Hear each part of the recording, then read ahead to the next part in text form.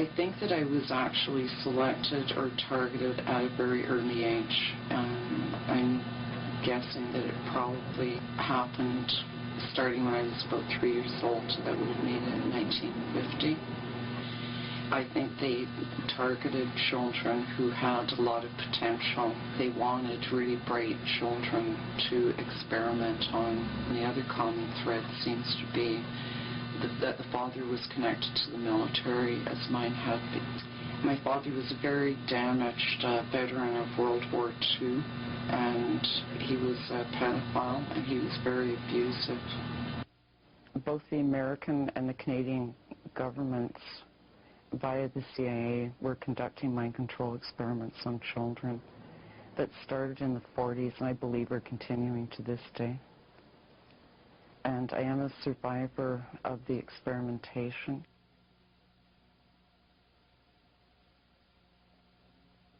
Something that has recently come to light in Canada are the claims by a woman named Dorothy Proctor, who was an inmate in Kingston Women's Prison in the 1960s. Dorothy was subjected to LSD and sensory deprivation experiments when she was 17 years old.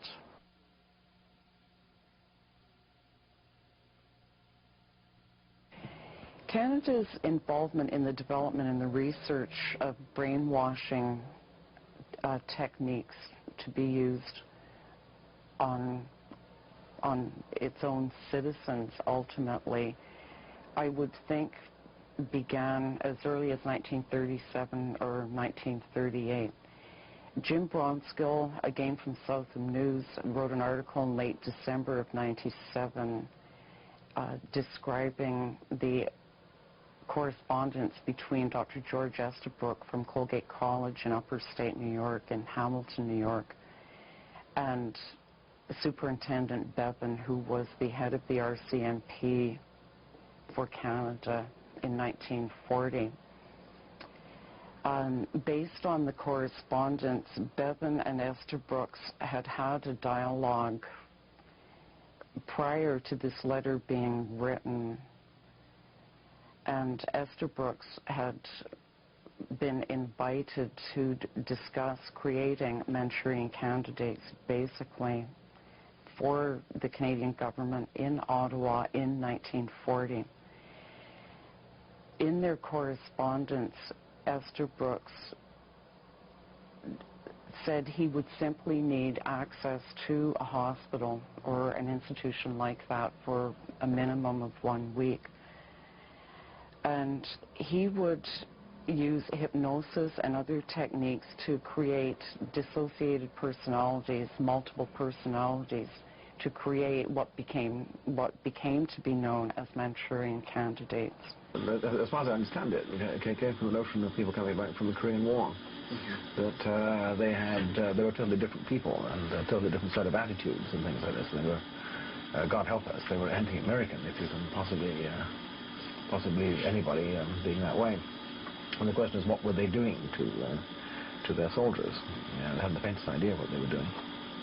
And so they thought maybe these kind of drastic measures like LSD and so on and so forth would do the trick. And so they investigated it. And of course the Americans didn't want to use their own population because of the political repercussions. And here was Ewan Cameron, who was very happy to use Canadian citizens, but the CIA were very happy to do that. Some of the most prominent psychiatrists, psychologists, people who were involved in neurological studies, and including some of the presidents of the American Psychiatric Association, the Canadian Psychiatric Association, were involved in conducting these experiments on children. They used electricity, implants, a lot of experimental drugs were used, sensory deprivation was used. And then there was a whole pile of stuff that was done in Winnipeg also in the 70s, where people were put in tanks. They put in wetsuits and put in tanks and everything was closed down and so on. But basically the kind of thing that they were looking for was how brain function changes and how we process information You know, in these very extreme conditions. A simple form of torture that they used on myself and on a lot of other children was the dislocation of your limbs. So they dislocated both your arms and your legs. And that was probably the simplest, easiest, and cheapest way to reinforce the notion that you were absolutely helpless and that you could do nothing physically to defend or protect yourself from what they were going to do to you. Because your mind would say, I have to lift up my arm, I want to hit, or I want to strike. Or your mind would say to your legs, get up and run, we need to run. And all you would be, there would just be your torso and your head. But are people manipulable? Yes. Can you get people to do things they might not otherwise want to do? Yes. Being strapped down on a table, having electricity applied, like to your vagina or to that area, having electricity applied to your spine.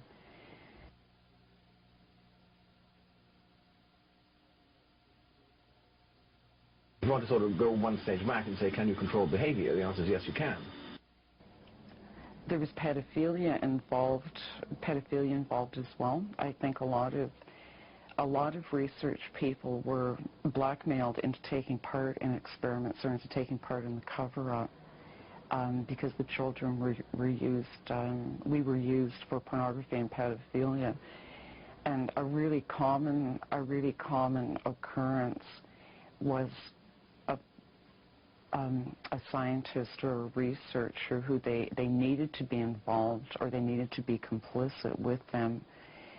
He would find himself attending something. They would then drug him, and he would find himself in bed with a child with a camera just like this one, documenting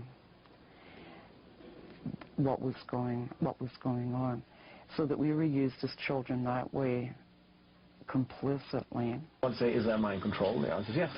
There are ways in which behavior can be changed.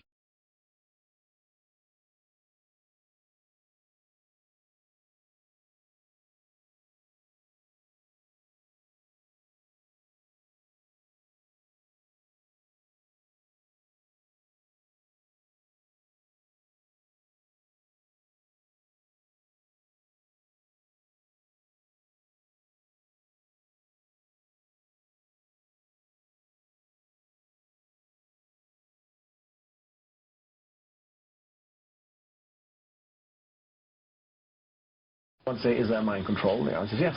There are ways in which behavior can be changed. I must have been given LSD at some point too as a child, because I have a fragment, I have a part of me that I call Monster Girl. I felt like I had scales, and I understand that now as an adult. I probably was given LSD because it heightens the tactile, so that if you felt a piece of fabric, it could feel maybe like cement, although it was in fact really soft. My skin felt so rough, I perceived myself to be like a monster. And as a child, I certainly I had no control over what they were injecting me with or giving me. And I certainly would have no way to understand, as many adults who were used in experiments would have no way of understanding what was occurring to them in a sensory way. The notion was that drugs like LSD and so on looked very much like our neurotransmitters, and the theory stated that something was wrong with these neurotransmitters, and so what people tried to do was to create, if you want, artificial psychoses.